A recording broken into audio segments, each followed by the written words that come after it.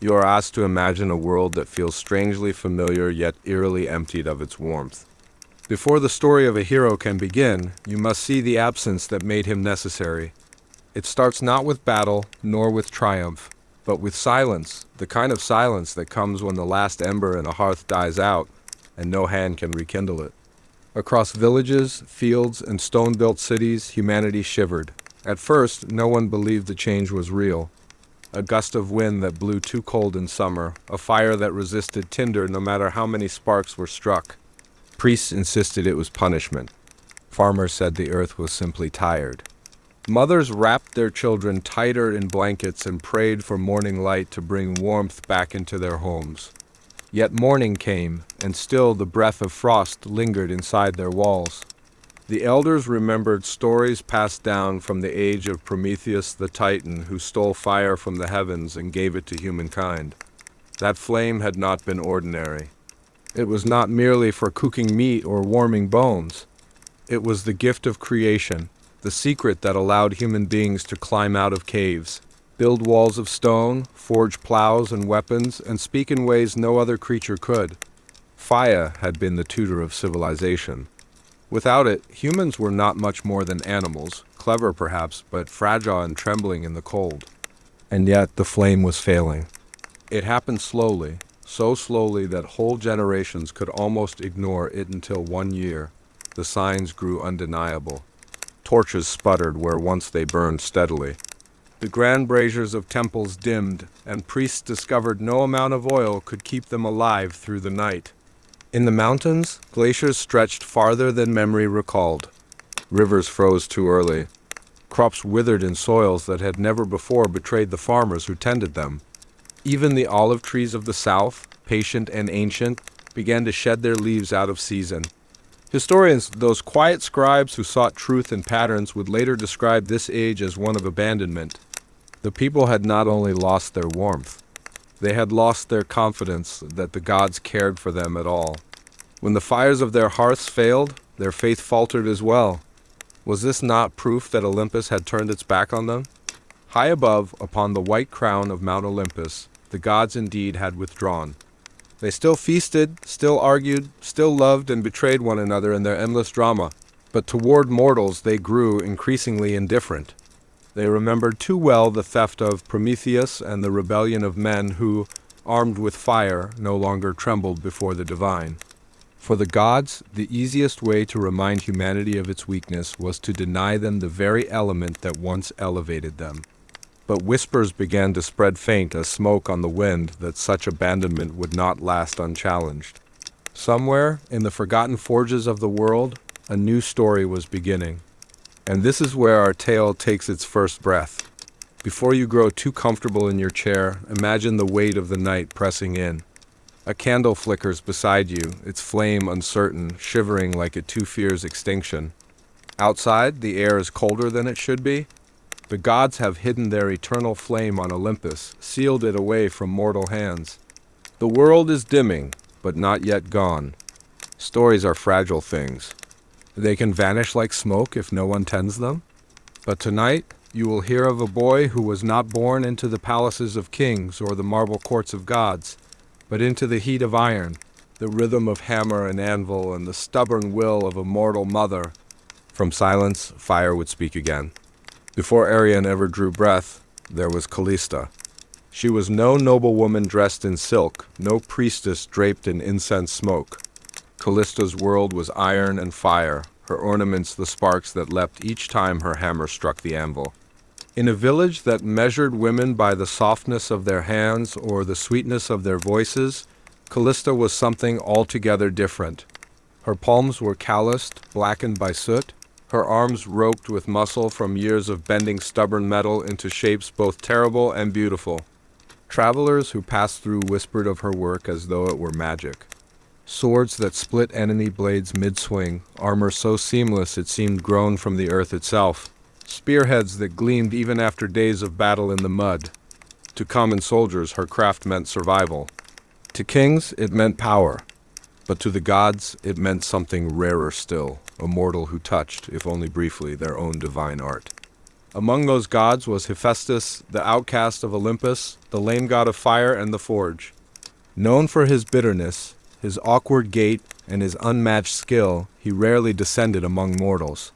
Yet in Callista he saw a reflection of his own exile, a woman who belonged to neither the feasts of kings nor the prayers of temples, but to the anvil and the furnace.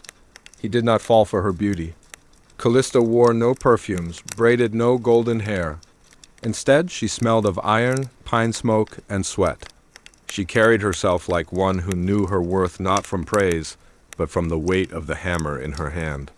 When she worked, there was a rhythm, a grace, something almost divine, that even a god of the forge could not ignore. One night, beneath a red-tinged moon, Hephaestus appeared at her door. He brought no offerings, no divine command, only his silent presence.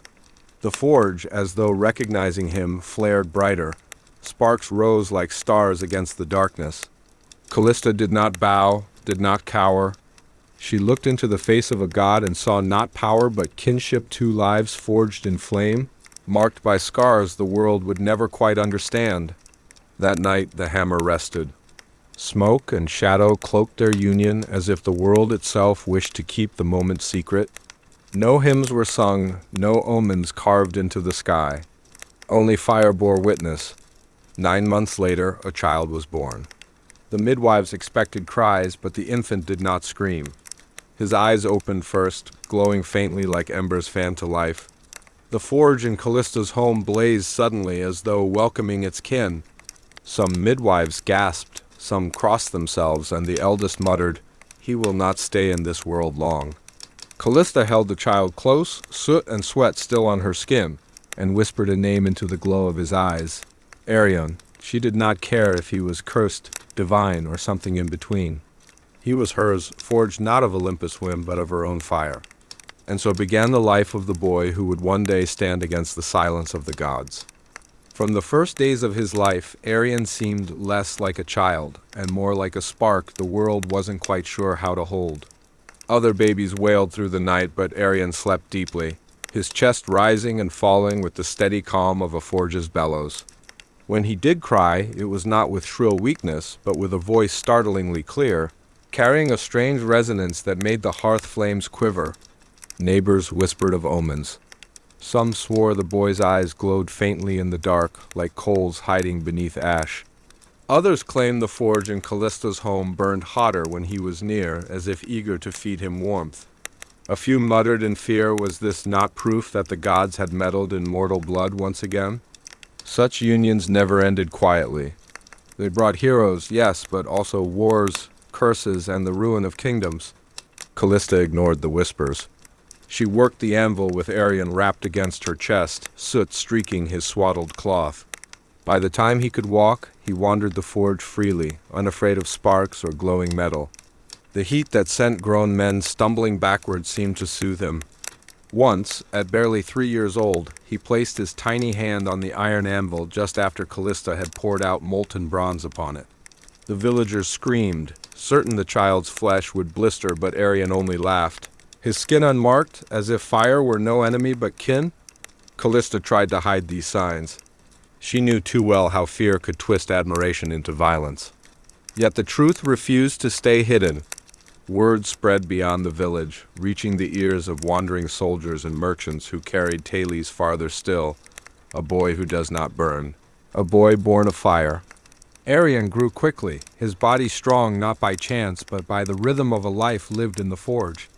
Callista taught him not only the hammer and tongs, but also patience, the discipline to watch the color of iron shift, to wait for the exact moment when strength could be bent without breaking.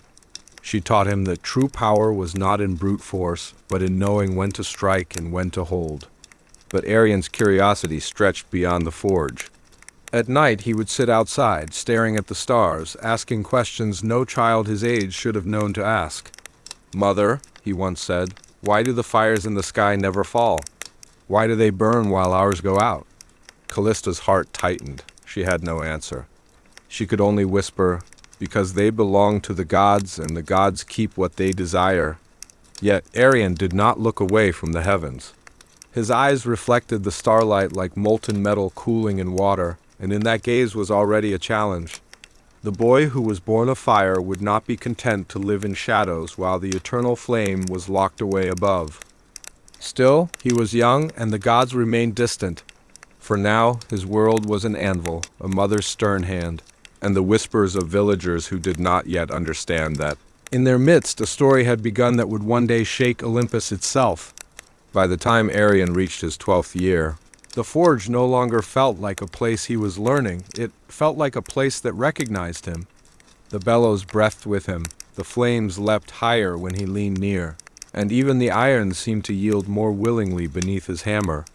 Villagers who once gossiped in fear now came quietly with broken tools, worn plowshares, or even bent swords, each secretly hoping that the boy's strange fire might grant their belongings new life.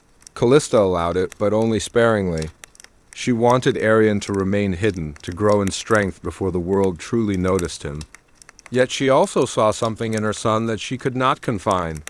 His arms were strong, yes, but it was his mind that unsettled her most. He questioned everything: why the earth trembled after storms, why flames danced differently in the wind, why steel, when folded, grew stronger instead of weaker. And then one evening destiny revealed itself. A storm had gathered over the village, black and heavy, and with it came a band of marauders who descended from the hills. They were no army, only desperate men armed with crude blades and the hunger of wolves. The villagers panicked. Callista reached for her hammer, but before she could rise, Arion stepped forward. He was only a boy, his frame lean and not yet grown into the strength of manhood. Yet his presence carried something that halted even the bandits for a heartbeat. They laughed at him, mocking the soot-streaked child who dared to stand in their way. But then Arion picked up a half-finished blade from the forge. The weapon was rough, unsharpened, its edge unfinished. In any other hands, it would have been useless. Yet when Arion grasped it, the iron glowed faintly. As though answering to his touch, the fight was brief but unforgettable. Arion moved not like a trained soldier, but with an instinct born of the forge every strike. Every deflection seemed guided by the same rhythm he had practiced at the anvil. Sparks flew each time his blade met theirs, not the sparks of clashing metal alone, but something stranger, brighter, like fire eager to leap free. When it was over, the marauders fled, their courage burned away by a boy whose eyes glimmered like embers in the dark. The villagers stared, torn between awe and fear. Callista pulled Arion back into the shadows of their home. Her hands trembled as she cupped his face, searching his eyes for the mortal child she had raised. "You must never do that again," she whispered harshly. "But they would have killed us," Arion replied, his voice calm, almost too calm for one so young. Callista could only hold him tighter. She knew the truth she had long denied. The world would not let Arion remain hidden. His fire was not meant for the quiet life of a smithy. That night, Arion sat awake long after his mother slept. He stared once more at the stars, but this time his thoughts were not questions. They were promises. He would not live and die as a whisper in some forgotten village. He would forge his own path, brighter and more enduring than any flame. And far above, in the silent heights of Olympus, unseen eyes turned toward him. For the first time, the gods felt the faint tremor of a spark that might one day become a blaze too fierce to control. High above the mortal world, where no wind could reach and no mountain dared to climb, the halls of Olympus gleamed in eternal radiance. There, the gods feasted and quarreled as they always had, timeless beings in a realm where seasons never changed and ambrosia never soured. Yet even among their laughter and rivalries, the faint tremor of something new unsettled them. It began not with Zeus, but with Hestia, the quiet keeper of the hearth. She was the first to sense it, an unfamiliar warmth in the mortal fires, a rhythm not born of chance. While she tended Olympus' eternal flame, her eyes narrowed as a flicker danced out of tune. It was as though some ember below dared to echo the fire above. Soon after, Hermes noticed. He, who ran between realms with winged feet, caught whispers in the air from traveling merchants. A boy who does not burn. A boy who holds fire as if born of it. Hermes laughed at first, thinking it another tale spun by mortals to amuse themselves. Yet the rumor spread too swiftly, leaping from village to village like a spark carried on dry grass. Even for Hermes, the pattern was too deliberate to ignore. And then came Hephaestus. The smith god, lame yet mighty, stood before his forges deep within Olympus. His hammer struck the anvil, sparks flying, yet he paused mid-swing. Something tugged at him, faint but undeniable, the sense that somewhere far below, another hand worked iron with a devotion that rivaled his own. He scowled, not in anger but in wary recognition. "So," he muttered to the flame, the old prophecy stirs again. When the gods gathered, Zeus himself demanded clarity. Lightning danced on his knuckles as he questioned his kin. Who among mortals dares echo the flame of Olympus? He thundered. No answer satisfied him. The gods bickered, some dismissing the boy as a fleeting anomaly, others warning that such omens never ended quietly. Athena, goddess of wisdom, spoke last. Her voice was calm, cutting through the noise. "Do not ignore him. If fire answers to a mortal's blood, it is no accident. Either the fates weave a new thread, or someone among us has placed their hand upon the loom." Her eyes flickered, not accusing, but thoughtful. Zeus frowned, knowing well that gods often meddled in mortal lives and then denied it. Still, he dismissed the council with a wave of his hand, though unease lingered in his gaze. Far below, Arion slept unaware of the divine eyes upon him.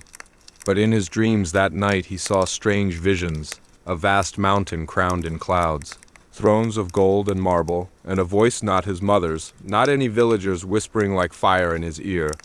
"You are watched, you are weighed. Choose your path carefully, child of flame." Arion woke breathless, sweat on his brow, though the air was cool. He stepped outside, staring at the stars once more.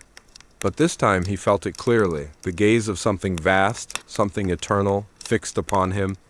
And in Olympus the gods waited, some with fear, some with hope, and some with envy. For they knew, when a mortal kindled a spark like Arion's, destiny was never quiet. The seasons turned and Arion grew. By 15 his shoulders had broadened, his voice deepened, and his hammer strokes rang louder than before. Yet the forge was no longer enough to contain him. Each strike of iron felt like practice for something larger, as if the world itself waited for him to step beyond the village. Callista sensed it too. She had done all she could to shield him, to bury the truth beneath the soot and smoke of ordinary life. But her son was no longer a child who could be hidden. Already, whispers drifted into their home. Soldiers passing through the hills spoke of a youth who fought off bandits with fire-lit steel. Farmers swore their plows, once broken, returned from Arion's forge stronger than ever, lasting through storms and stones alike.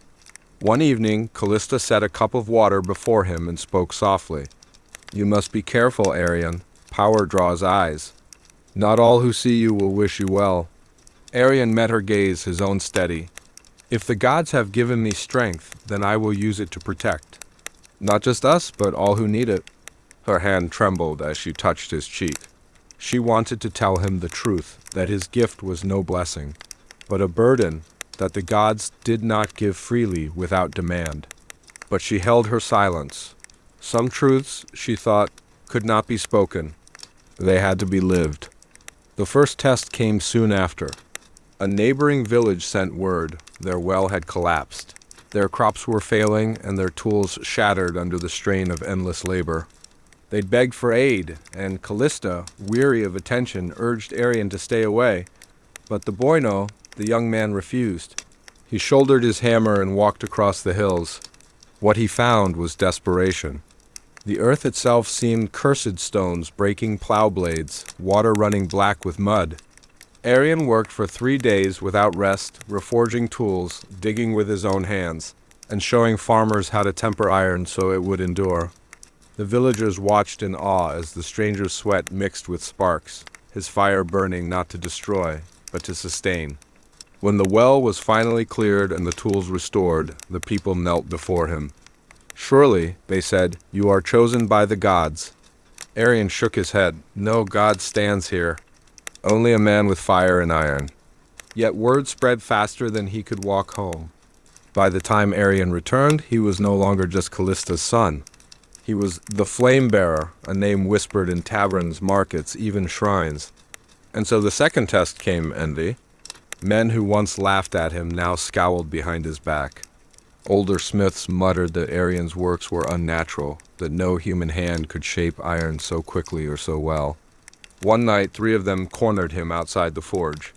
They mocked him, called him cursed, and when words failed, they drew knives. Arian did not reach for fire this time. He stood firm, his hammer in hand, and met their strikes not with fury, but with control. Blow by blow, he disarmed them, forcing the knives to the ground. But he did not strike the final blow. Instead, he lifted his hammer high and let the glow of his forge cast shadows across their frightened faces. "If you fear me," Arian said, "then watch me. If you hate me, then outwork me. But do not raise blades against me again." They fled into the night, and though they would curse his name, they never dared confront him again. But the gods had seen. Up in Olympus, Ares, god of war, leaned forward on his throne with a grin. He fights not for blood, but for restraint. I like this boy. But give him a true battle, and we will see his fire burn. Athena, however, narrowed her eyes. His strength is not yet war, it is justice. That, brother, is far more dangerous. Zeus said nothing.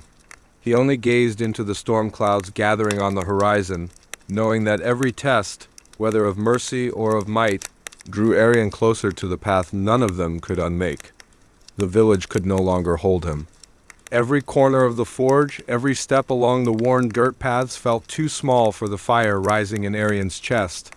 The world beyond the hills called to him rumors of kingdoms at war, cities where towers gleamed like spears and wild lands where beasts larger than houses prowled the forests.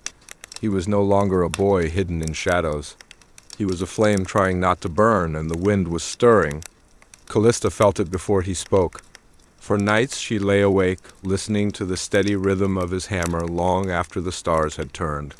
The boy she had raised in secrecy was now a young man whose name was slipping from mouth to mouth, too bright to remain hidden.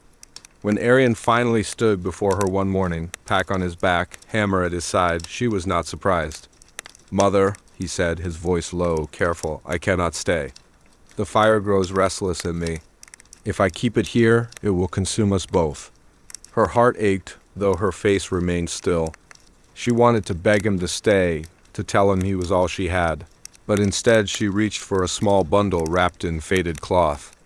Inside lay a dagger old, its hilt worn smooth, yet its edge still keen. "This belonged to your father," Callista whispered. "He carried it when he left this village to face the world. I swore I would not give it to you until you were ready. Now, I see that you are." Arian's breath caught. He had never spoken of his father, for Callista never told his story. The blade was the first true piece of him.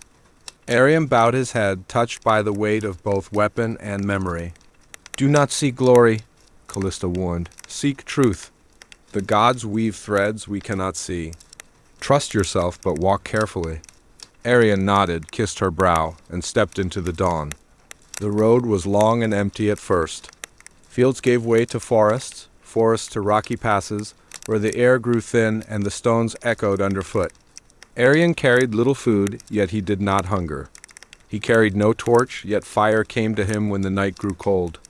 On the 7th day, he reached a crossroads where 3 paths stretched outward like the branches of fate. One led to the west, where merchants whispered of a city ruled by a king so cruel that his people prayed for deliverance. Another wound north into mountains where strange lights flickered at night, said to be the work of spirits or worse. The last curved eastward, toward plains scorched by war, where soldiers clashed endlessly for land that neither side could hold. Arian stood beneath the signpost, uncertain. He had no map, no guide, only the voice of the fire in his chest. And then a figure appeared, cloaked and hooded, leaning upon a staff. The stranger's voice rasped like dry leaves.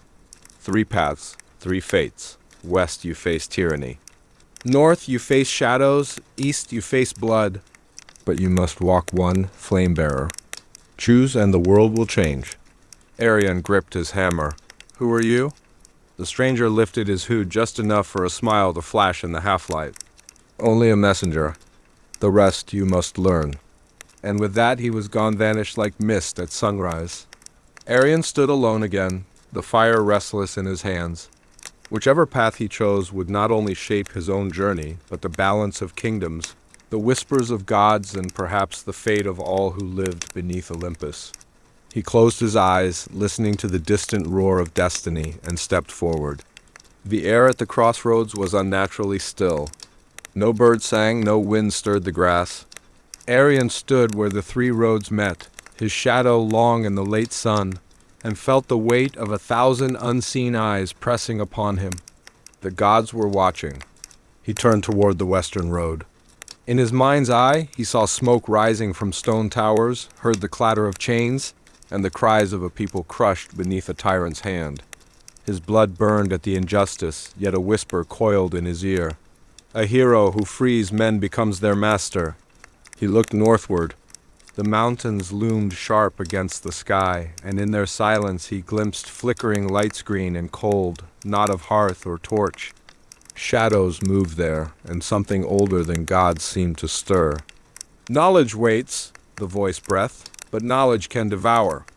Then eastward the plain stretched like a scar across the land. He saw armies clashing, iron against iron, men shouting until their throats bled. The soil drank their lives, and the banners changed, but the killing never ceased. "Glory waits in blood," the voice whispered, "but so too does ruin." Arion clenched his fists. The whispers pulled at him like chains, each road offering both promise and peril.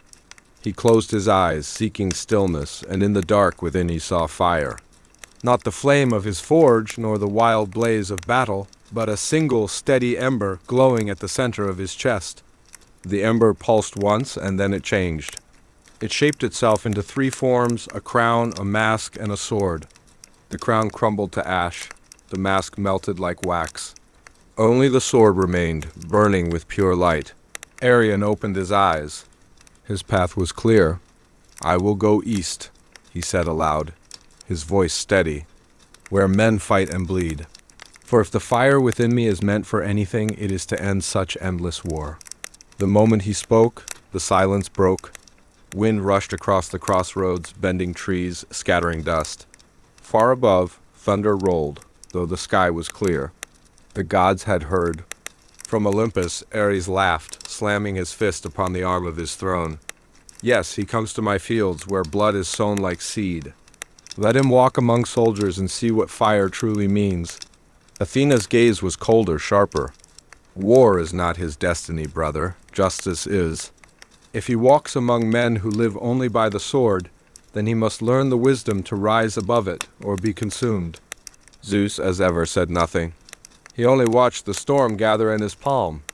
Back on Earth, Arion tightened the strap across his shoulder, lifted his hammer, and took the eastern road. The sky ahead glowed faintly red as if lit by distant fires.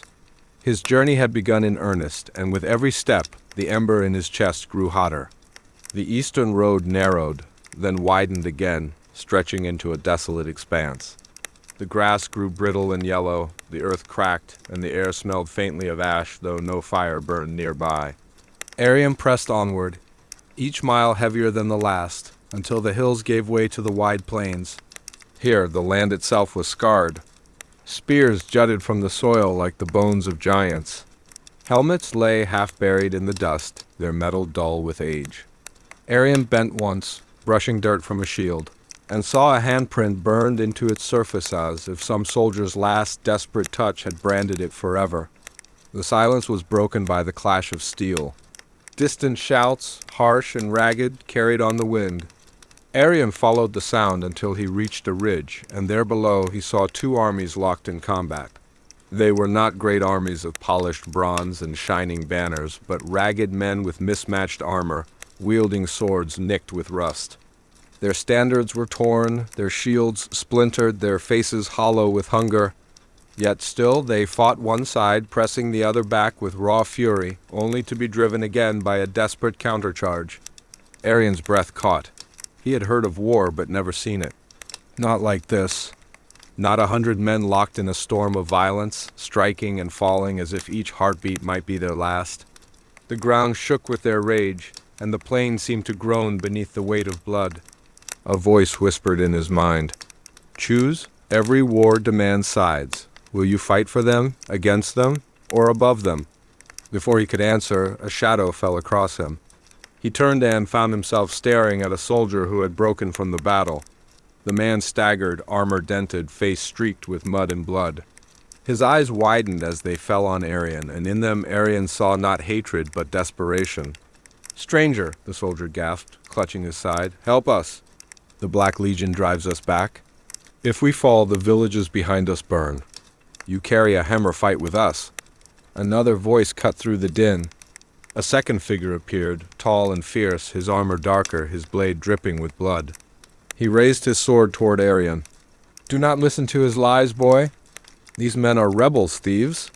Join us, and we will give you glory, gold, a place among real warriors." Arian stood between them, two soldiers of two causes, neither wholly noble nor wholly corrupt. Both bled, both begged, both burned with human fear. The hammer in Arian's hand grew warm, as if the fire within him sought release.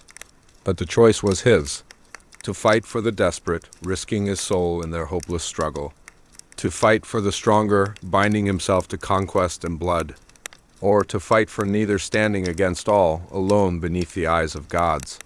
The sky darkened, thunder rolled. The gods leaned closer, waiting. Arian lifted his hammer.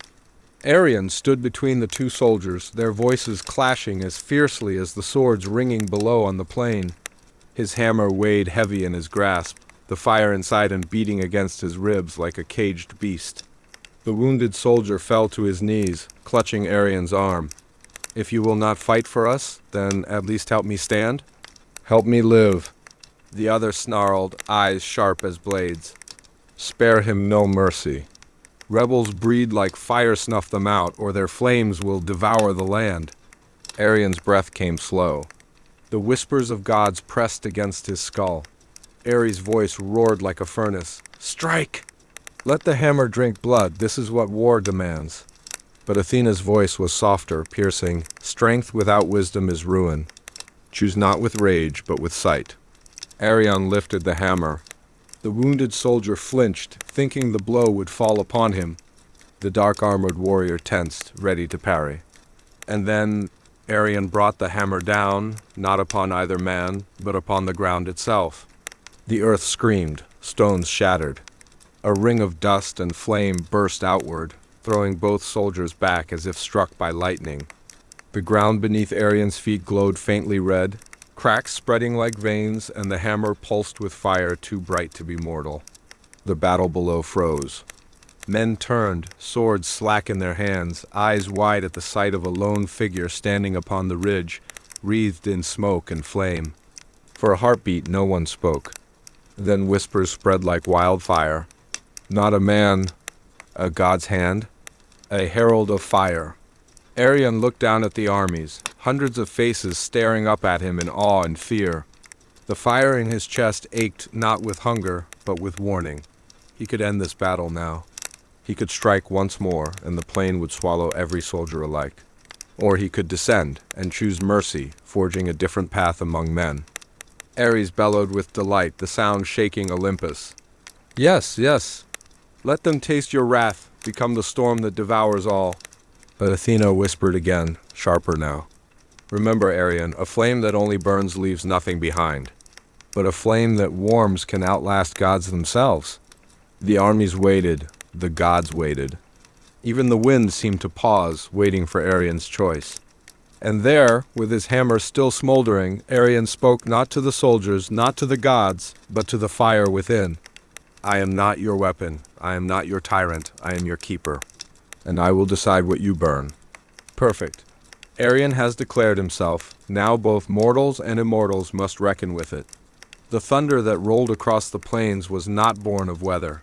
It was Olympus itself, trembling with the fury of gods. Arian's words, "I will decide what you burn," rose into the heavens like sparks, igniting tempests across the divine halls. Upon the high mountain, where marble shone brighter than snow and clouds curled like silk about golden pillars, the gods gathered. Their voices struck like storms against the dome of sky. Ares was the first to rise, his bronze armor blazing, his war cry shaking the halls. "You heard him, the boy defies us." He wields the flame of war, yet dares to claim it for himself. He is dangerous. He must be broken, or he will unmake all order. Give him to me, and I will drag him into the dirt until his hammer tastes blood." Athena, calm but fierce, stood in answer.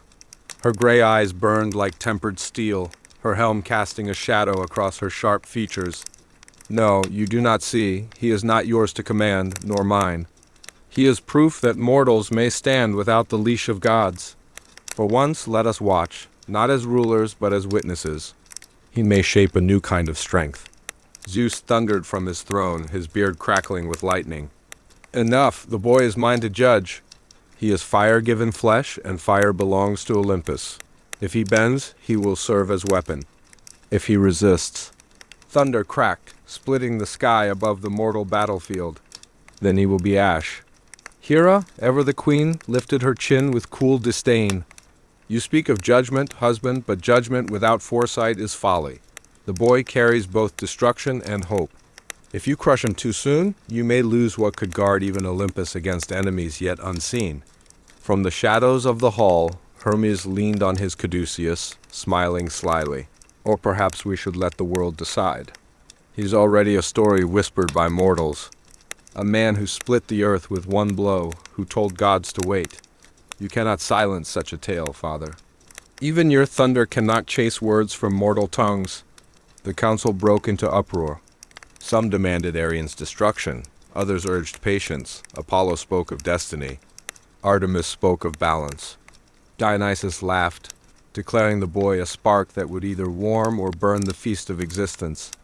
At last, Zeus raised his hand, and silence fell like a storm stilled in an instant.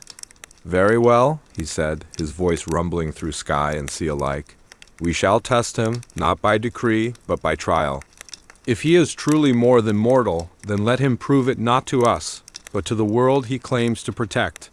The gods murmured in uneasy agreement. The decision was set. Arian would not yet be destroyed, nor yet welcomed. He would be tested. Far below, on the blood-soaked plain, Arian felt the weight of the heavens shift. The air thickened as if unseen eyes bore down upon him. His hammer smoldered, and the fire within whispered warnings of storms yet to come. The armies still watched him, frozen, blades idle in their hands. Neither side dared strike while the figure of flame stood above them. And Arian knew the gods had moved their game pieces. He had become both player and prize. The ridge still smoked where Arion's hammer had struck. Dust drifted in slow spirals, catching the pale light of dawn. Below him, thousands of soldiers stared as if rooted to stone. The cries of war had vanished. Not even a dying man groaned. The two armies, once a sea of rage and steel, now looked like children caught in the gaze of something far beyond them. Their banners fluttered in the still wind, forgotten in their bearers' hands. The wounded soldier, the one Arian had spared, crawled to his knees, his voice hoarse but clear. He did not kill me." The words were small, but they carried, rippling through the ranks like pebbles dropped into water. A soldier from the opposite line shouted back, trembling, "And he did not strike you either. He struck the earth. He struck us all." Murmurs grew, confusion, fear, awe. The commanders barked orders, but their words fell flat. No man raised a spear, no shield lifted. What weight was a general's voice against the thunder of gods? Arian lowered his hammer and stepped down from the ridge. The soldiers parted before him, not by command, but instinct. Some crossed themselves, others whispered prayers. A few dropped their weapons entirely, as if ashamed to hold them in his presence.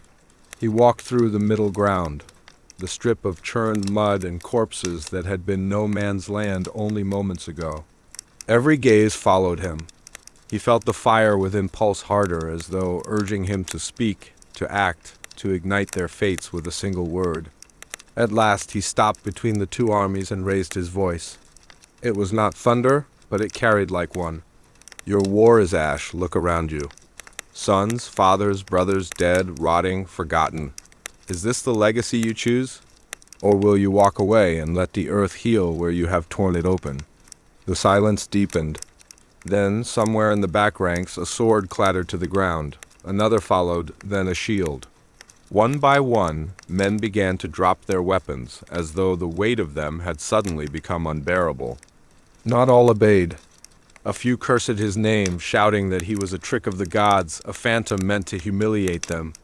One man raised a spear and hurled it with all his strength. The shaft streaked through the air yet before it could strike. Arion's hammer flared, and the weapon dissolved into ash, scattering on the breeze. The armies recoiled. No one dared move again. Arion turned, his eyes scanning thousands of faces, searching not for obedience but for recognition. And slowly, painfully, the tide of war ebbed. Men turned their backs, stumbling away from the field. Generals shouted in fury, but even they could not stop the retreat. By nightfall, the battlefield was empty save for the dead, the crows, and Arion himself. He stood alone, the hammer warm in his hand, the fire whispering inside him. He had ended a war without choosing a side. But in the silence that followed, he felt no triumph, only the weight of a question heavier than steel. Had he saved these men from bloodshed, or had he simply delayed the storm that was coming? Above, the heavens flickered with distant lightning. The gods were watching. Their trial had begun. Night fell heavy upon the land. The battlefield behind Arion lay in eerie quiet, littered with steel and silence. Yet the fire within him urged him onward, tugging his steps toward the east. He walked for hours, guided not by stars or path, but by the pull of something older, deeper. By dawn he crested a hill. Below lay a village, small, humble, its thatched roofs glowing orange in the rising sun. But as he descended, Arion realized it was not the sun that lit the huts. It was flame. The village was burning. Men ran screaming with buckets of water, their efforts swallowed by roaring fire. Women pulled children from doorways, their faces streaked with soot. The air was a storm of smoke and sparks, the smell of charred wood mixing with flesh. Arion's hammer pulsed in his hand. The fire within him whispered eagerly, "This is your trial. Do you save, or do you burn?" He strode into the chaos. Villagers stopped to stare, their eyes widening at the sight of the man who walked through fire without fear. Sparks hissed against his skin, but left no mark. An elder staggered toward him, clutching a staff. His voice was desperate. "Stranger, if you truly carry the fire of the gods, help us. Our homes, our lives, save them." Even as he spoke, another voice rose from the shadows of the smoke. A man stepped forward, his tunic torn, his face twisted in rage. "Save them? No, let it burn. These people are liars, thieves, oath-breakers. The fire is justice. Do not rob it of its punishment." The crowd turned on itself, shouting, arguing. Some begged Arion to quench the flames. Others demanded he leave them to their deserved ruin. Arion felt the weight of every eye. His hammer thrummed with heat, ready to summon storm or silence. The gods, unseen but near, pressed upon him, waiting for his choice. He looked upon the burning homes. Within one he saw a child's hand banging weakly against a window. In another, livestock shrieked as the barn collapsed. But beyond the fire he saw faces filled not only with fear, but with hatred, with envy, with secrets he did not yet know. The whisper of the flame deepened. Will you save the guilty with the innocent, or will you let justice consume them all? Arion closed his eyes. The trial was not fire alone, it was choice. To save blindly was to risk feeding corruption. To let all burn was to betray the innocent. The hammer grew heavy, as if the gods themselves leaned upon his arm. At last he lifted it, his voice steady. "I will not be your executioner, nor your savior. I will give you the fire, and you will decide." He struck the ground. The flames bent, swirling into a great ring around the village. The houses still burned, but the people were untouched. The fire became a wall. No one could enter, no one could flee. Only those within could act. Gasps and cries filled the air. Arion turned his back and walked away, the crackling flames sealing behind him like a door. The villagers would either brave the fire to save one another, or let their homes and their own hearts burn to ash. Arion did not look back. His trial was not to save them, but to force them to choose who they were without him. Above the smoke on Olympus, gods leaned forward in silence. For the first time in an age, they were uncertain. Arion walked eastward, the village's cries fading behind him. He did not look back, though the fire's whisper echoed in his chest, restless, as if dissatisfied. Each step was heavier than the last, not from exhaustion, but from the knowledge that choice left behind was weightier than the hammer he carried. The land grew quiet, too quiet. Birds did not sing, and the wind held its breath. The road narrowed into a gorge, sheer cliffs rising on either side like the jaws of a beast. Smoke drifted along the rocks, though no fire burned. Then a voice came, smooth as silk and sharp as broken glass. "So this is the mortal the gods bicker over." From the smoke stepped a figure, tall, robed in shifting ash, eyes glowing like embers hidden under coal. His smile was wide, mocking, but his presence pressed upon the gorge like a storm. Arion knew without asking. This was no man. "I am Phobos," the figure said, bowing mockingly. "Son of Ares, god of fear. My father wishes to see if you are worthy of the flame you carry." Arion gripped his hammer, though it felt suddenly cold. "And how will you test me?" Phobos's grin widened. "Not with blade, not with fire? With fear, for fire is nothing without terror, and terror is what makes men obey." The god raised his hand. The gorge dissolved. Arion blinked, and found himself standing not in Stone Passage, but on the battlefield again, yet different. Thousands lay dead around him. Their faces were not strangers, but those of the villagers, the soldiers, the child from the burning house. Everyone stared at him with hollow eyes, accusing. "You failed us," they whispered in unison. He staggered back. The corpses rose, shuffling closer, arms outstretched. His hammer felt useless, his fire dim. Phobos's voice echoed through the haze. "Can you wield the flame when those you burn cry out your name?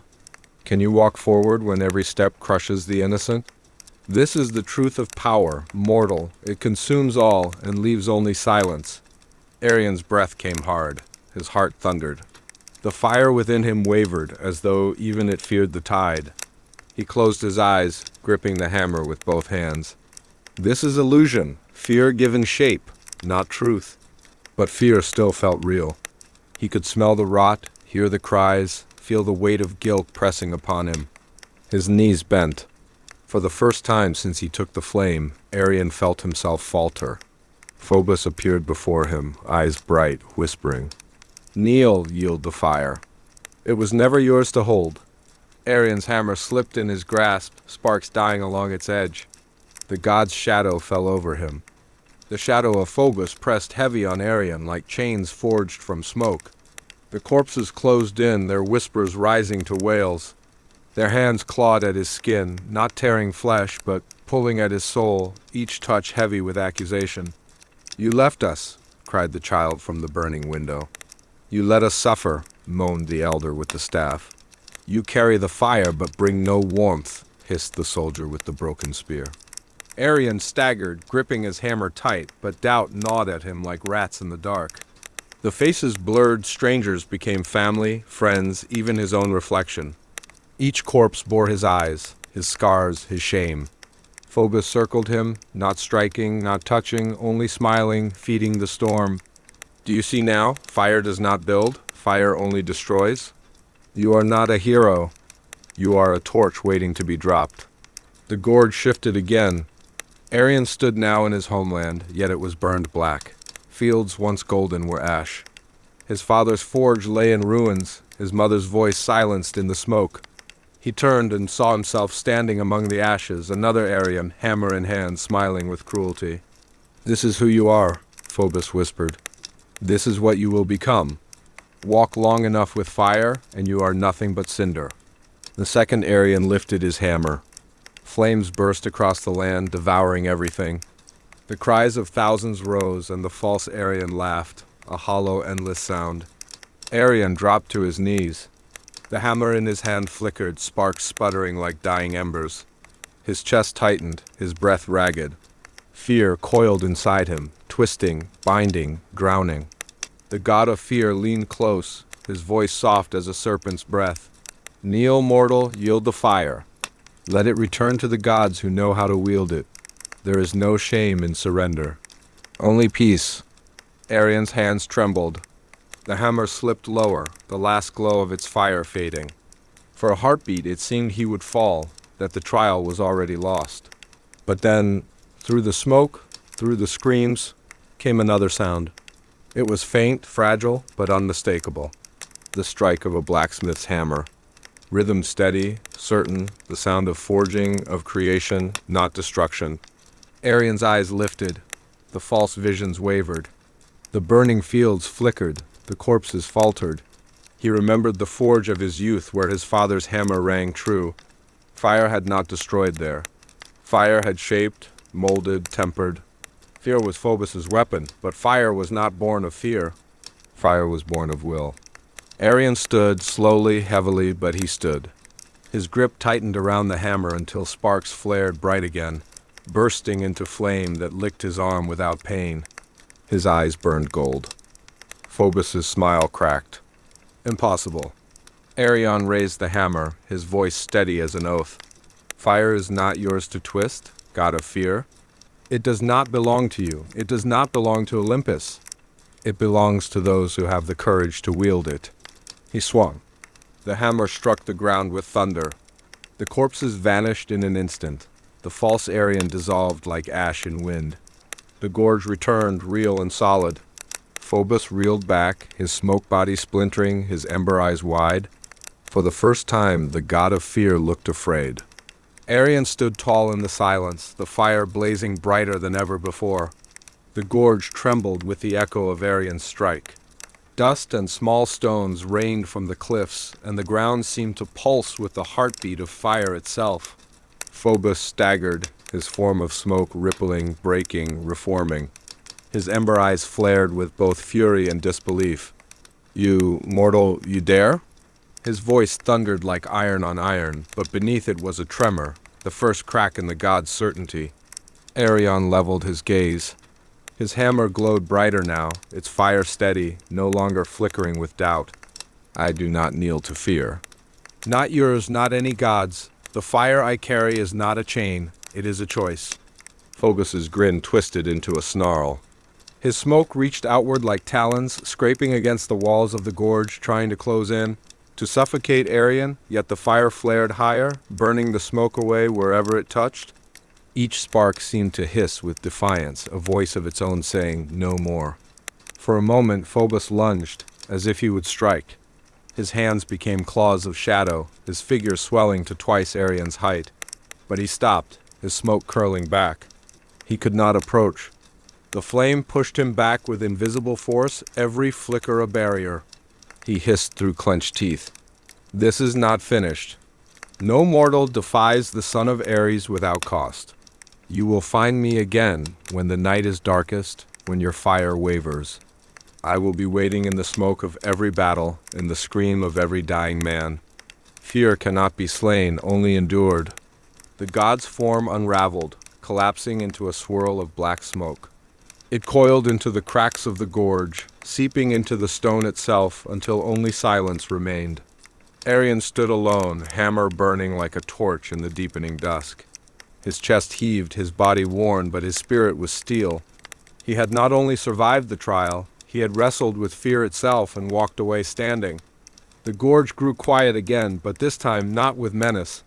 The air felt lighter, cleansed, as though even the earth recognized what had passed. Arian looked at his hammer, fire reflecting in his eyes. He whispered, not to the gods, not to the flame, but to himself. "I will carry you, not as a weapon of fear, as a light." Above, the first stars broke through the dusk. The road east stretched before him, longer and darker than ever. But Arian's fire burned steady, a beacon in the gathering night.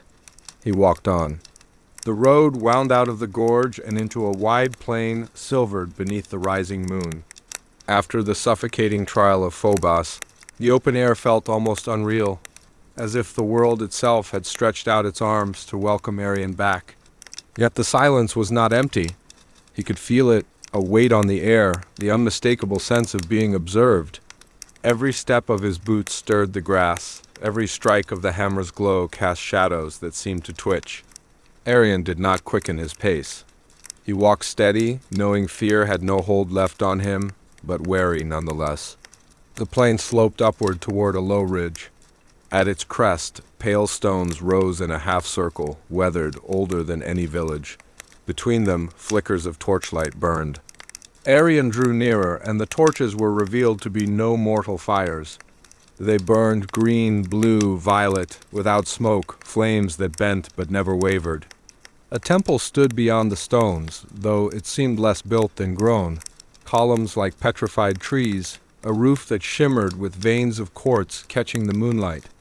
And gathered around it were figures, not villagers, not priests. They stood too still. They glowed faintly, as if moonlight clung to their forms. Some wore robes that moved without wind. Others bore armor that gleamed though no forge could have wrought it. Their faces were human, yet sharper, perfect in symmetry, eyes burning with quiet fire. Arian's grip on the hammer tightened. He did not need to ask. He knew. These were gods. Not the thunderous Olympians who filled the skies with storms, but older, subtler ones, the kind mortals no longer named, yet who lingered in forgotten places where offerings had ceased but memory endured. Watchers of crossroads, keepers of oaths, guardians of the quiet spaces between life and death. One stepped forward. A woman draped in robes of dark silver, her hair spilling like shadow down her back. Her eyes gleamed with a light not of the sun, not of the moon, but of stars seen from the deepest night. "You carry the flame," she said, her voice calm, though it moved through the air like water through stone. "The fire stolen from Olympus. The fire that stirs both creation and ruin." Arian said nothing. The woman tilted her head, studying him as one might study a rare weapon or a dangerous beast. "You are marked now. Phobos tested you, and you did not break. That is rare." At this, a murmur moved through the other figures. Some nodded with what looked like respect. Others frowned, their eyes sharp with distrust. Another god stepped forward, taller, cloaked in black feathers that rippled like a raven's wing. His voice was deep rolling. "Do not mistake endurance for worth. Many pass one trial only to falter at the next. Fire tempts, even when fear fails." Arian raised his chin. His hammer pulsed with quiet flame, steady as a heartbeat. "I am no servant to Olympus, nor will I be servant to you. I walk my path, with or without the favor of gods." The murmurs grew sharper, a ripple of discontent. Some gods narrowed their eyes, but others seemed amused. The silver-robed woman smiled faintly. "Brave words, but fire does not walk unseen. Already the heavens stir, already Olympus looks down with unease. You think your trial is over? It has only begun. Every step you take, mortal, will be watched." Her words hung heavy in the air, and Arian felt the truth of them. From this moment forward, his fire was no longer only his. It was a signal flame, burning across both earth and sky, and many eyes, mortal and divine, had turned to follow it. The watchers did not vanish after their warning. They remained by the temple, a silent half-circle of presence, as though waiting for Arian to either bow or leave. Their stillness was unnerving, but Arian felt the same quiet fire that had carried him through the gorge. He would not kneel. He stepped forward, hammer glowing in his grip. "If Olympus stirs, then let them. I did not ask for this fire, but I will not surrender it. If you mean to hinder me, stand in my way. If you mean to guide me, speak plain. I have no patience for riddles." A ripple moved through the gods. Some bristled, some smirked, and one or two actually laughed softly, like wind over broken glass. The raven-cloaked god's eyes narrowed. "You walk dangerously close to hubris. Fire emboldens, but fire also blinds." But the silver-robed woman lifted a hand. Silence returned. Her gaze fixed on Arian, and for the first time her expression softened, touched by something that might have been admiration. "Perhaps it is not hubris, but necessity. Few mortals speak thus before us. Few mortals endure Phobos's hand. Perhaps the time has come for fire to walk openly in the world again." She turned, her robe trailing starlight, and gestured toward the temple doors. "Come within. We will not bind you, but we will show you what lies ahead." If you would carry the flame, you must understand what it awakens. Arion hesitated only a moment before following. The temple's doors opened at her touch, groaning like ancient trees. Inside, the air was cool, dry, filled with faint music that seemed to rise from the stone itself. The chamber was circular, its walls inscribed with patterns that shifted when he looked too long scenes of men, beasts, fire, and stars, repeating and collapsing into one another. At its center lay a shallow pool, perfectly still, reflecting the ceiling above, not stone, but the night sky itself, endless and scattered with stars that pulsed as though alive. The silver-robed goddess spoke again. "This is the mirror between realms. Look into it, fire-bearer. You will see not only what you carry, but who now watches you." Arion stepped forward. He gazed into the pool. At first, only his own reflection appeared, weary face, shadowed eyes, hammer burning in his grasp. But then the surface rippled and the image deepened. He saw Olympus, high and radiant, its palaces of marble gleaming above clouds. Figures stirred there, gods whose names every mortal knew, Zeus on his throne, Hera's stern gaze, Athena's calm but calculating eyes. They looked not at each other, but downward, toward him. The pool shimmered again, and Arion saw not gods but mortals, villages gathering by firelight, traders whispering of a man with flame in his hand, kings uneasy in their halls, his name already spreading, distorted, magnified, a story beyond his control. Last came something else, a shadow beneath the stars, vast, coiling, older than Olympus itself. It did not yet move toward him, but it waited, like a serpent in deep water. The vision ended, the pool stilled. Arion exhaled slowly, his knuckles white on the hammer's grip. The goddess's voice was quiet, but sharp as a blade. "Now you see, the fire has made you a beacon. The gods of Olympus will not ignore you. The mortals of earth will not forget you, and older powers still may rise to challenge you. This is the path you have chosen." Arion's jaw tightened. He looked once more into the pool, though it only reflected his own weary eyes now. "I did not choose the fire, but I will choose what I do with it. If all the heavens watch, then let them see me walk." The chamber grew utterly still. The watchers exchanged glances, some with approval, others with unease. The raven-cloaked god finally let out a low, rasping chuckle. "So be it, you walk into stormlight, mortal. May your flame endure." When Arion stepped out of the temple, dawn was breaking. The plains stretched wide, dew glittering like scattered glass, the horizon painted gold and crimson. Yet the beauty of morning carried no peace. The watchers remained by their stones, silent as statues, their strange torches guttering faintly in the rising sun. They did not move to stop him, nor did they follow. They had shown what they would, and now the choice was his. Arion tightened the strap of his pack, adjusted the hammer at his side, and began down the slope. The wind tugged at his hair. He felt lighter, and yet heavier, as though every step carried not only his body, but the weight of all those unseen eyes that now followed. By midday, the sky itself seemed to darken. A shadow fell over the plain, though no cloud had passed the sun. Arion stopped. The air grew still, birds fled. Even the grass bent low, as though bowing. Then the shadow gathered into form. A figure descended from the sky, wings spread wide, armor flashing with blinding brilliance. The earth trembled as he landed. It was no subtle god of the Watchers. This was a warrior, bright and terrible radiance streaming from every plate of his bronze-gold armor. His spear burned white at the tip, and his eyes blazed like a forge at full flame. Arion knew him. Every child knew his name. Hermes the messenger might carry words, Athena might guide with wisdom. But when Zeus wished obedience, he sent Ares. The god of war lowered his spear, voice rolling like thunder. "Mortal, you bear what is not yours. Return the fire, and perhaps Olympus will let you crawl back to your earth in peace. Defy, and you will be crushed." Arion said nothing. The hammer's warmth pulsed steady in his palm. Ares tilted his head, smiling with contempt.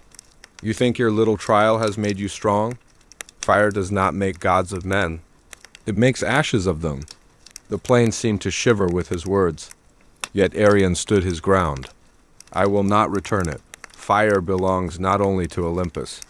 It belongs to earth, to men who freeze in darkness, to mothers who cook for their children, to smiths who forge their tools. If gods would hoard it, then gods are unworthy of it. A silence fell, heavy as iron. Then Ares laughed. The sound was not mirth, but fury wrapped in delight, like the scream of blades clashing. Bold, stupid, you will burn by the very fire you think you claim. He raised his spear. The sky split with light. Arion lifted his hammer. Flames surged along its head, meeting the brightness above. For the first time since Prometheus's theft, a mortal and a god stood across from one another, each bearing fire, one stolen, one divine, and the earth itself braced for the clash. Ares did not wait.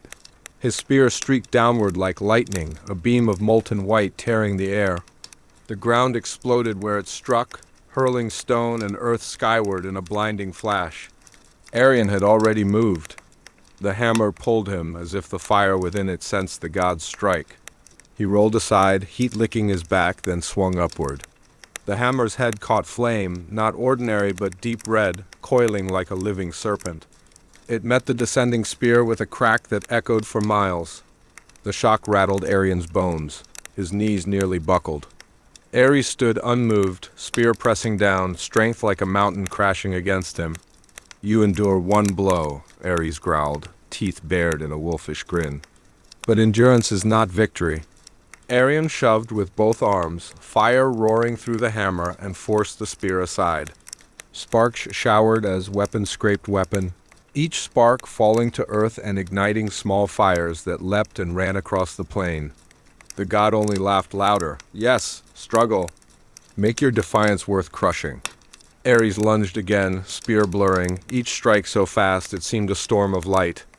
Arion parried, blocked, dodged, the hammer heavier than ever, yet guiding him, burning his muscles alive with strength. Still, he could not match the god's speed. A cut opened on his shoulder, seared by the spear's edge.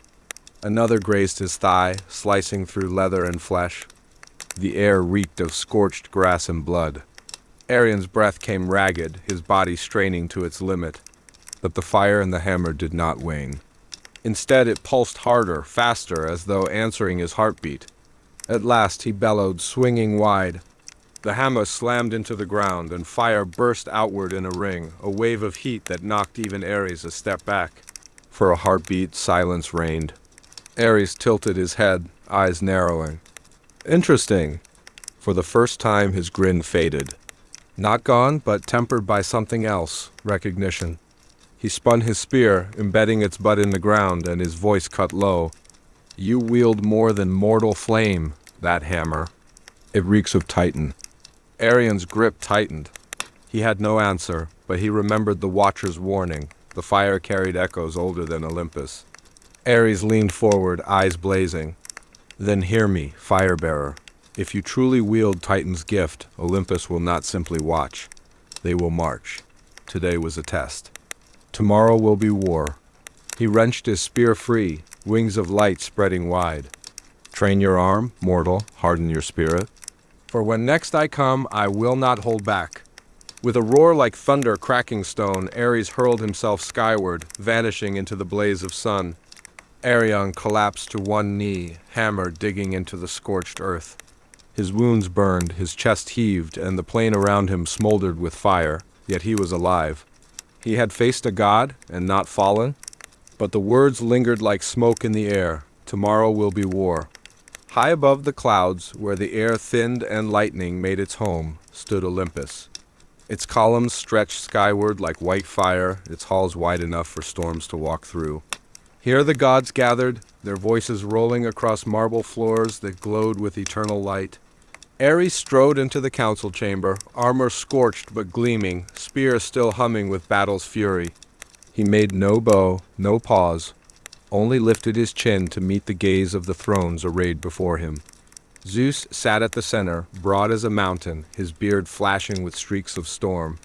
His eyes were iron skies filled with storm clouds, patient yet dangerous. Hera at his side, regal and sharp, leaned upon her throne with a look of wary calculation. Around them the others had gathered, Athena, poised in silver armor, Apollo, radiant as dawn, Hermes, restless, tapping his staff against the floor.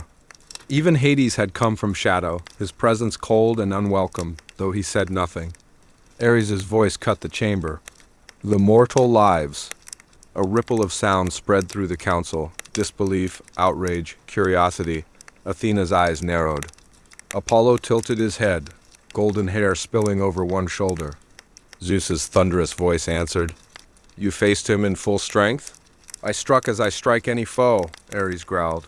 "He stood. He bled. He burned. Yet he did not fall." The gods muttered. Hermes barked a laugh. "A man stood against Ares? Either he is no man or Ares grows soft." The war god's hand tightened on his spear, but he did not lunge.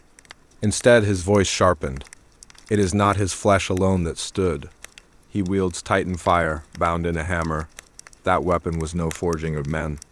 It carried the echo of Prometheus himself. At the name, silence fell. A chill wind swept the chamber, though no breeze should reach Olympus. Athena rose, her voice calm but cutting. "If the Titan's fire has returned, then it is not only rebellion we face, but inheritance. The age of men rises, and if left unshaped, it will grow beyond us." Hera's gaze hardened. "Zeus, will you allow this? One mortal with Titan's flame may inspire 1,000 more." Already, whispers reach us from the earth, villages praying not to Olympus, but to the fire itself. A rival faith born from a single thief. Apollo's tone was softer, but edged with warning. Fire is more than warmth, it is vision. It teaches men to look beyond their caves. What happens when they learn to look beyond us? All eyes turned to Zeus. He sat unmoving, knuckles tight on the arms of his throne. For a long moment, thunder rolled in the distance. Then his voice broke the stillness. "Summon the council again at dawn. If mortal fire dares rise against Olympus, then Olympus will remind the world who holds the sky."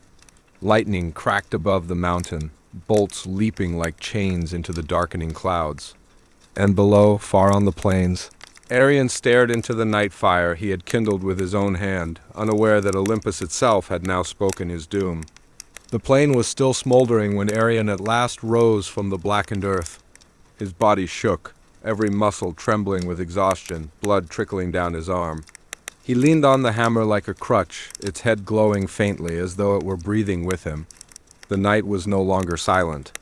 From the hills, shapes emerged, men and women, farmers and herders who had watched the clash from afar. They had seen the sky split with fire, heard the cries of a god and a mortal striking as equals. Cautiously, they drew nearer. A woman with a child pressed to her hip whispered, "He still stands." Another, older man dropped to his knees, clutching the earth as if in prayer. A mortal against a god-blessed be the flame. Arion lifted his head. He wanted to tell them not to kneel, that he was no more than they, but the words caught in his throat. The weight of their eyes pressed heavier than Ares' spear. The crowd swelled as torches bobbed in the dark, villagers gathering from every direction. They formed a circle around him, not of chains but of reverence. Someone fetched water, another tore cloth to bind his wounds. A girl no older than 10 brought him bread, her hands trembling as she held it out. Arion took it, voice hoarse. "I am only a man." But the old man who had knelt shook his head. "No, you are proof. If one man can stand, then all men need not bow forever." Murmurs of agreement swept through the gathering. They spoke words Arion had never heard from mortals about mortals' words of power, freedom, defiance. And in each face he saw not fear, but hope ignited. That night they carried him back to their village. They laid him upon furs, tended his wounds with herbs and honey, and fed him until color returned to his face. Around him they kept watch, as though guarding a flame they feared the wind might steal away. Arion drifted in and out of sleep. Each time his eyes closed, he heard echoes of Ares' laughter, the clang of steel against fire, and the god's final warning, tomorrow will be war. And yet, when he woke, he heard another sound, the voices of people singing softly to the fire they had lit in the village square. Not hymns to Olympus, but to something new, songs of the hammer, of the mortal who stood against the divine. Arion clenched his fists. He had not asked for this. He had wanted only to endure. But now, the fire was no longer his alone. It burned in them all. And somewhere far above, he knew the gods were watching. The dawn above Olympus broke, not in calm light, but in storm. Clouds gathered in great black walls around the mountain, thunder muttering like an uneasy chorus. The council had been summoned again, and the air in the marble hall was heavier than steel. Zeus sat forward on his throne, lightning curling in his beard. "The mortal still lives," he said. "Already the villages sing his name. Already fire spreads where it should not. If men believe they may stand against us, then our rule is no rule at all." His words struck like hammers, but not all bowed beneath them. Athena, helm beneath her arm, rose slowly. Her voice was level, yet edged with defiance. "Father, to crush him now is to give him martyrdom.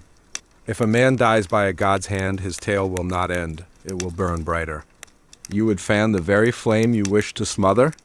Zeus's eyes narrowed, thunder snapping in his gaze. "Would you have us do nothing?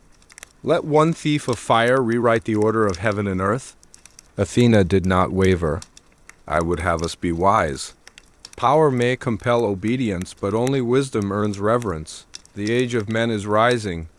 If we answer it only with wrath, we hasten our own fall." Across the chamber, Hermes leaned against his staff, a smile tugging at his lips. "The girl speaks true. Crush a man, and the world remembers his scream. Lift him up, and the world remembers your mercy. Perhaps, Father, it is time we thought less of thrones and more of bargains." Ares slammed the butt of his spear against the floor, his voice a roar. "Cowards, he struck me, a god. If Olympus does not break him, then the world will think us breakable. I say send me again, and I will tear his heart from his chest before the next moon." But not all were eager for war. Apollo, golden and calm, raised a hand. "Perhaps the truth is simpler. The fire is not his alone. It belongs to mankind. Even if he falls, another will rise." "What then, Father? Shall we wage war against every man who dares to lift his eyes from the soil?" The words hung in the air like an arrow loosed from a bow. Silence spread. Even Zeus did not immediately reply. At last, Hera leaned forward, her voice like iron veiled in silk. "Enough of riddles, let us speak plainly. The mortal has been touched by Titan fire. That alone makes him dangerous. But more dangerous still is this. He has given mortals a story in which they are no longer small. And stories, my husband, are harder to kill than men." Zeus's hand clenched. The storm above Olympus cracked with blinding light. His voice rolled like an avalanche. "Then let us remind them who writes the stories." The chamber shook with the weight of his decree. But in the quiet after thunder, Athena's gaze lingered on Hera's words. Stories, yes, they were harder to kill than men. And this one had only just begun. Days turned into weeks, and Arion's wounds slowly knit beneath the care of villagers who treated him as both man and myth. He walked again, first with the hammer as his staff, then with his own strength. Each evening he would sit near the fire in the square, and though he said little, people gathered, drawn not by words but by presence. The story spread faster than the embers carried on the wind. Traders took it to distant valleys. Shepherds carried it across mountains. A farmer who once bent his back to the soil now told his children, "A man stood against Ares." And the children repeated it as if it were scripture. At first, the songs were clumsy, a scattering of verses mumbled over wine. But soon they grew into chants, melodies woven by traveling minstrels. They told of a mortal who had held the line against a god, who had bled and yet did not break. Each telling sharpened the tale until it glowed like polished bronze. Arion himself listened with unease. To him, it had been survival, nothing more. Yet, when he tried to correct them, the people only smiled. "You stood, Arion," they would say. "That is enough." In the villages, men began training with wooden staves by firelight. They told each other, "If he can face a god, we can face kings, tyrants, hunger itself." Women, too, gathered, teaching their children to strike flint and tend flame with reverence. It was no longer just warmth against the night, it was a banner, a promise. Not all welcomed this fire. Priests of Olympus grew restless. Temples once filled with offerings now stood quieter. Coins that once rang on marble altars were kept in the hands of farmers. A few bold voices whispered, "Why bow to Zeus when men carry fire of their own?" One evening, as Arion watched sparks rise into the sky, an old traveler approached. His beard was white, his staff carved with runes of ages past. He sat beside Arion in silence, then spoke softly. "Do you know what you have done, child?" Arion frowned. "I did not ask for this. I fought because I had no choice." The old man's eyes gleamed. "And yet, choice or not, you have lit more than fire.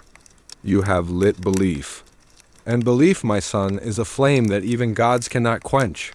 Arion turned to him sharply. "Who are you?" The old man only smiled, his face ageless for a heartbeat. Then he rose, leaning on his staff. "Merely one who remembers." And with that, he walked into the dark, leaving Arion with the unsettling sense that the visitor had not been wholly mortal. On the heights of Olympus, storms gathered once more. The council was over, but the arguments lingered like smoke after battle. Gods withdrew to their halls, some in silence, others in muttering discontent.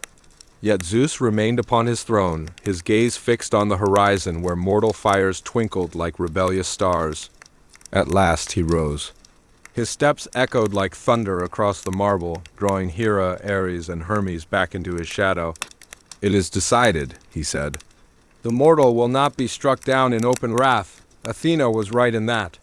But his fire must be smothered before it spreads further." Hera tilted her head, her eyes as sharp as daggers. "And how, husband? Will you send another army, only to see it broken as Ares was?" Ares snarled, grip tightening on his spear. "He was not victorious, he merely endured. Next time Zeus silenced him with a glance. Lightning hissed around the throne. "Not by brute force. By shadow." Hermes leaned forward, curiosity alight in his grin. "Shadow, father?" Zeus's voice dropped like a storm building beneath the sea. "Let the mortals destroy their own symbol. Let whispers turn his name to ash. Where song now praises him, let song turn to suspicion. Send plagues of doubt, stir envy among those who call him hero. Let the hands that built him into legend be the very hands that tear him down." Hera's lips curved, half approval, half caution.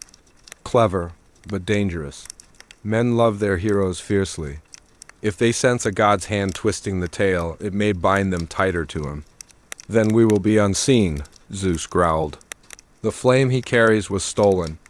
Mortals must believe it brings them curse, not blessing, and if need be—" His eyes narrowed, sparks burning deep in them.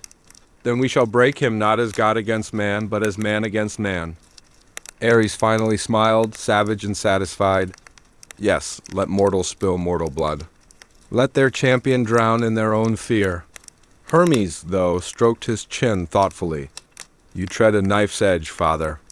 If he survives even that, his legend will not fade. It will rise uncheckable. Then not even Olympus could unmake it." Zeus said nothing. But the storm above Olympus flared white-hot, and in its roar the decree was sealed. The gods would not strike Arion directly. They would strike the world around him, and let the fire he had given men consume itself. At first, Arion thought it was nothing more than tiredness. A sideways glance here, a silence where once there had been cheers. But as the days passed, the air around him thickened, like smoke creeping into a room unseen. It began with the smith who had once mended his hammer. "Strange, isn't it?" the man muttered to another, not realizing Arion was near. How a single fire could save one man from a god's wrath. Who's to say he didn't strike some bargain? Perhaps the fire burns with Olympian spite. Others picked up the murmur. Around hearths and markets, voices lowered when Arion walked by. The songs grew hesitant, verses broken, the music fraying like old cloth. A shepherd woman crossed herself at the sight of him. "They say wolves vanish from the hills when he passes?" she whispered to her son. "Not natural, I tell you. What man frightens beasts like a god?" Envy played its part as well. Hunters who had once basked in his shadow began to frown. Farmers who had offered him bread now muttered that their fields had withered after he lit his fire there. Even children, boldest of all, began to ask in blunt, piercing tones, "Did you really fight Ares? Or do you just tell the tale so we give you meat and shelter?" Arion bore it in silence, though the words cut deeper than any spear. He had not asked for worship. He had not asked for story. And yet here it was, turning upon him, sharp as a knife forged in secret. One evening, when the villagers gathered as they always did, Arion sat apart, watching the flames leap and curl. He felt the shift in their eyes, once full of awe, now clouded by doubt. The warmth of the fire no longer bound them. It only lit their suspicions. A child dared ask the question aloud, a question fed by whispers seeded from Olympus. "If you truly are no god, then how did you survive one?" The crowd stirred. No one stopped the child. Instead, they leaned closer, waiting. Arion looked into the flames, then back to the faces surrounding him. And though he longed for words that might soothe them, he found none. For the first time since he had stood against a god, Arion felt not the weight of divine wrath, but the cold, uncertain distance of mortal hearts turning away. Above, unseen in the night sky, Hermes watched from the shadows, a smile hidden in his cloak. The first whispers had taken root. The harvest of doubt had begun. Under the veil of night, Hermes descended. He wore no wings, no shining staff, no cloak of brilliance. Instead, he moved among mortals in the guise of a traveler, dusty cloak, worn sandals, a face neither young nor old. To look upon him was to see nothing at all remarkable, and that was his genius. He drifted from village to village, never staying long, always speaking in tones that suggested he knew more than he should. Around fire pits, he leaned close to shepherds, to smiths, to weary mothers cradling children. His words were soft, never shouted, always sown like seeds into listening ears. "I passed through a valley once," he murmured to a circle of farmers, "where the crops withered after a stranger lit his torch. They said the fire cursed the soil itself." Elsewhere, to a band of hunters sharpening spears, he confided, "Tell me, brothers, does it not seem strange? A man who defies Ares and lives, gods rarely spare mortals, unless they serve them in secret." And in a marketplace he whispered to a merchant, his smile sly as a serpent's flicker, "Songs can lie, you know. Sometimes they are sung to blind us, to make us love what should be feared." Who profits most from these tales, I wonder? The singer or the one sung of? Hermes never lingered for the answer. He would slip away into shadow before doubt could be challenged. And each time the whispers grew louder, carried by tongues eager for gossip, hardened by envy, sharpened by fear. Arion, meanwhile, felt the walls closing in. Doors no longer opened quickly when he approached. Meat once offered freely was now withheld. The warmth of human fellowship chilled, leaving only the crackle of fire as his companion. Yet worse than hunger was the silence of those he trusted most. Even among comrades who had once stood at his side, Arion caught the narrowing of eyes, the pause before a word, the unspoken thought, "Is he truly one of us?" And high above, where mortals could not see, Hermes returned to Olympus, bowing low before Zeus.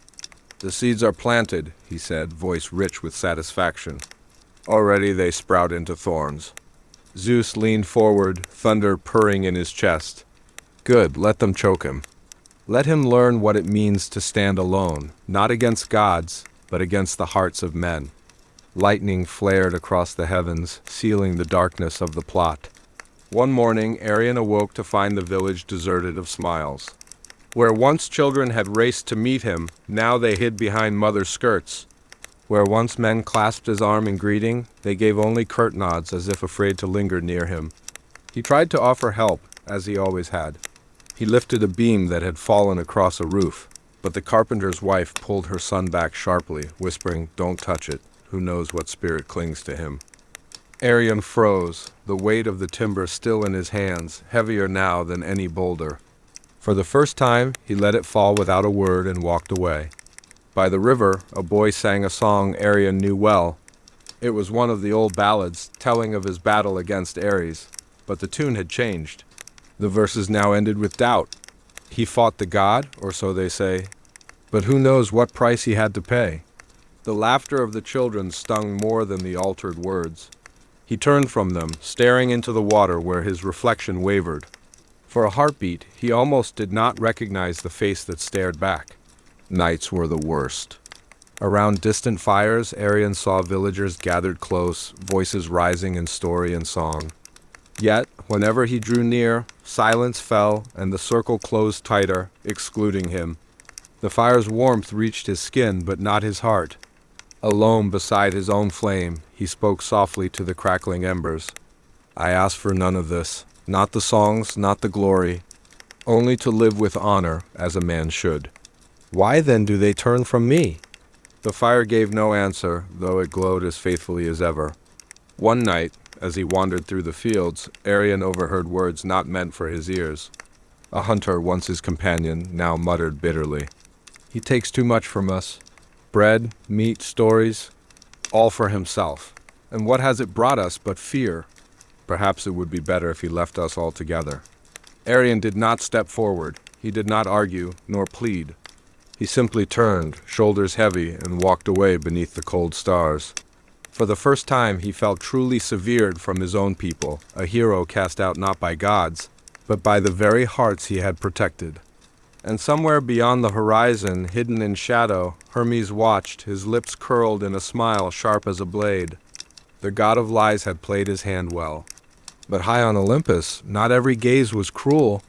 Athena, goddess of wisdom, had been watching too. And though her father, Zeus, delighted in Arian's fall, she saw in the mortal's quiet endurance a strength that shone brighter than fire.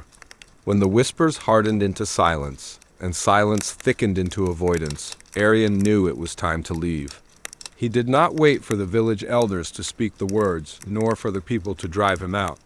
Pride demanded he go before he was cast aside like a criminal. At dawn, he gathered his few possessions, a blade dulled by use, a cloak frayed by travel, a pouch of dried grain. No songs followed him as he walked away. No hands waved farewell. The village he had defended from storm and war let him vanish as if he had never been. The road stretched long and empty, lined by fields that whispered with dry stalks of grain. The wind carried scents of hearth smoke from homes where he would never again be welcome. Each step away deepened the wound inside his chest, until it seemed he carried an invisible burden heavier than any spear. Nights on the road were lonelier still. Once, he had loved the freedom of the stars, their cold beauty guiding his steps. Now they seemed distant, indifferent, like gods who looked down but did not care. His fire still burned at his side, loyal and bright, yet even that warmth could not banish the chill of betrayal. In villages along his path, he was met with wary eyes. Some had already heard the whispers, carried on the wind by Hermes' cunning tongue. Where once his name brought gratitude, it now summoned suspicion. Children clung tighter to mothers, merchants gave short answers, innkeepers asked him to move on after a single night. Arian bore it in silence. Anger threatened him at times, the urge to shout his truth to the sky, to defy both men and gods, but he swallowed it down. Pride kept him upright, though sorrow hollowed him within. One evening, as he camped at the edge of a forest, Arian stared long into the flames. You remain when all else abandons me, he murmured to the fire. You ask nothing, you betray nothing. Perhaps it is you, not men nor gods, who are my true companion. The fire flared as if in answer, its sparks leaping toward the heavens. And though Arian could not see it, far away in Olympus, Athena watched. Her keen eyes traced every step of his exile, every wound he bore without complaint. In her heart stirred something rare among the gods, respect for a mortal whose honor endured when comfort, friendship, and home had been stripped away. Yet Zeus too watched. And for him, Arian's suffering was not enough. The man still clings to dignity, Zeus muttered to Hermes. Break him further. Let him taste despair so deep he questions even his own strength. Only then will we see whether he is truly mortal, or something more. And so the road of exile was only the beginning. The forest into which Arian wandered was older than any village, its trees so tall their crowns tangled the stars. By day, shadows pressed close, damp and heavy with the smell of moss and rot. By night, every sound, The crack of branches, the cry of distant beasts, echoed like a warning. Arion had walked through forests before, yet this one resisted him. It was as though the wild itself rose against his presence. On the first night, when he kindled his fire, the wood hissed and spat. No matter how carefully he arranged it, the flames sputtered low, barely clinging to life. Arion frowned, shielding it with his hands, whispering, "Stay with me." But the blaze never grew strong, and he shivered in the cold. The next day brought hunger. He set traps for rabbits, as he had learned long ago, but when he returned, the cords were cut clean, not frayed, not broken, but sliced as though by a blade. No tracks marked the ground, save for faint impressions that vanished when he looked closely. By the third day, thirst gnawed at him. He followed the sound of water, a stream singing through the rocks. But when he bent to drink, the surface shimmered strangely, and his reflection sneered back at him with Hermes' mocking grin. Arion recoiled, the taste of bile rising in his throat. Still, he did not curse the gods aloud. He tightened his cloak, drank only from rain gathered in leaves, and pressed on. Yet the forest trials grew crueler. Wolves began to stalk him, their eyes gleaming like coals in the dark. He drove them off with fire, but each night they circled closer, their growls echoing just beyond the reach of the light. Hunger weakened him, thirst slowed him, but Arion's spirit did not falter. Alone, stripped of food, shelter, and the comfort of men, he leaned only on his will. "If the gods wish me broken," he muttered through cracked lips, "they will have to strike harder." Above, unseen, Hermes laughed in delight at the mortal's stubbornness. But Athena did not laugh. She turned to her father, her voice steady and sharp. "Do you not see, father? Every trial you send only proves his strength. You wish to see him falter, yet he endures where even kings would weep. This is not weakness. It is greatness." Zeus only scowled, thunder rumbling faintly in the clouds around him. Let us see how long greatness lasts when hunger gnaws at the marrow. And so the trial of the wilderness was far from over. By the seventh night, Arion's body trembled with weakness. His ribs pressed sharp against his skin, his lips cracked and bled when he spoke. The fire that had once been his constant companion now flickered small and pitiful, as though it too felt the weight of exile. The wolves no longer kept to the shadows. Their eyes glowed closer, circling the dim circle of flame. Their growls rolled like drums in the darkness, sometimes breaking into short, hungry barks. Arion sat upright despite his weariness, a branch lit at its tip in his hand. "Come then," he whispered hoarsely. "Take what you dare." But they did not come, not yet. They were patient, as Hermes had taught them to be, shadows sharpened into predators, waiting for the man to fall of his own weakness. On the ninth day, Arion stumbled upon a patch of berries. His chest tightened with hope, but when he touched them, their skins shriveled instantly, blackening into ash. He clenched his fists, rage boiling, yet still no curse escaped his lips. On the 11th night, the wolves pressed so near that their hot breath steamed in the air. One darted forward, teeth bared, but Arion struck with his burning branch, the flame catching the wolf's fur. It yelped and vanished back into the dark. The circle widened once more. Arion swayed on his knees, the branch nearly slipping from his hands. His voice rasped through cracked lips. "Fire, you are all I have left. Do not leave me." And in that moment the flame flared higher, as though answering his plea. Its light grew steady, its warmth sharper, driving the wolves back once more. Arion's chest ached with something like gratitude. From Olympus, Athena leaned forward, her gray eyes shining. "Do you see, father? He draws strength not from us, but from what mortals can kindle themselves. That is why he endures." But Zeus's reply was cold, his voice laced with thunder. "Then let us strip him of even that." Lightning forked across the sky, unseen to Arion, but its echo rolled through the forest like a warning. The gods' game was far from ended.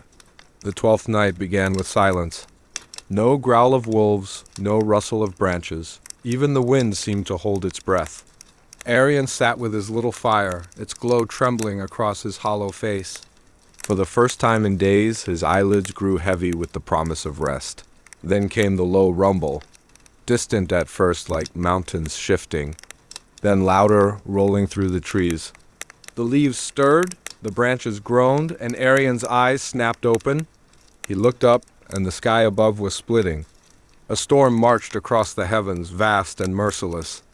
Lightning licked the clouds like tongues of fire. Thunder cracked so hard the ground quivered beneath him. And then came the rain. Not a gentle rain of relief. This was a deluge, cold and pounding, striking the earth with such force that soil turned to mud in moments. His fire hissed and sputtered, shrinking with every drop. Arian bent low, shielding it with his hands, whispering fiercely, "Stay with me. Please stay." But Zeus was relentless. The rain thickened, hammering harder, flattening the flames. Smoke curled upward, stinging Arian's eyes. The glow faltered. "No!" Arian cried, his voice breaking. He cupped his body over the embers, pressing his own chest into the mud to shield them. The rain beat his back, icy and cruel. His cloak grew heavy, plastered to his skin. Still he refused to move. The storm raged for hours. Every moment was a battle, man against God, mortal flesh against immortal will. Arian's body shook, his breath ragged, but his arms did not shift from their guard. And when dawn finally broke, pale and thin, the storm passed. The wolves had fled into the deeper forest, their howls silenced. Arian lifted himself slowly, every muscle screaming. Beneath him, against all odds, a faint ember still glowed red. He stared at it through bleary eyes, a broken laugh spilling from his cracked lips. "You endured." From Olympus, Zeus's face darkened like a storm that had failed to break a mountain. But Athena's voice rose, calm and proud. "You see now, he does not need our mercy. He carries his own flame." For the first time, even Hermes fell silent.